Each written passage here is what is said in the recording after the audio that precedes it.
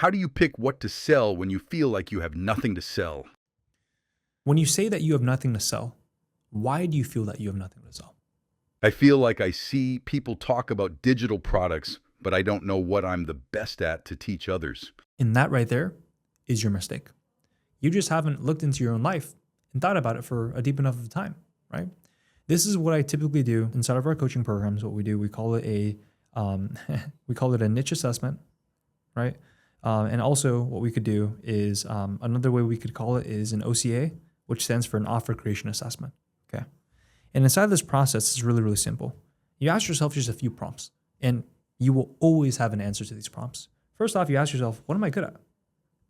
Okay, but what am I good at might not be good enough because for you, what comes naturally, you might not realize that you're actually good at it.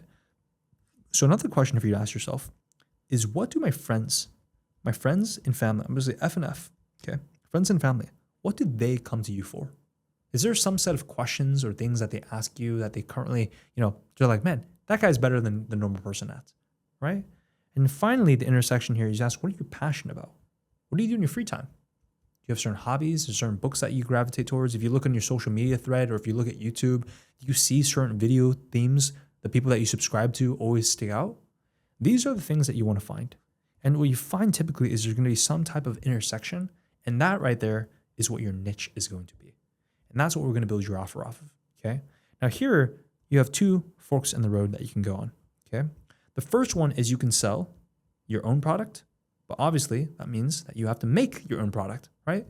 And that for a lot of beginners comes with a lot of resistance. Oh my gosh, it's going to take me 3 weeks, 4 weeks, 5 weeks to build a product. To be honest with you, with AI, you can build a product in less than 24 hours, but that's fine. If you don't want to build your own product, then don't stress. This here is an option for many people, but if you don't want to go that option because you're not ready, this is where you do what we call AI product arbitrage. Okay. And AI product arbitrage is just a fancy way of saying you sell products that other companies have already made for you, right? This is where you go to Allen.store. This is where you go to WAP Marketplace. This is where you go to Digistore 24. You can find products. There's hundreds of products out there that pay the 50 to 80% commissions, and you sell those products instead. Okay.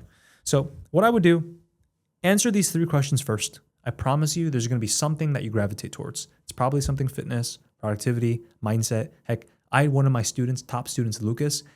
He was 19 years old and he built a digital product teaching people how to play a video game called Rocket League.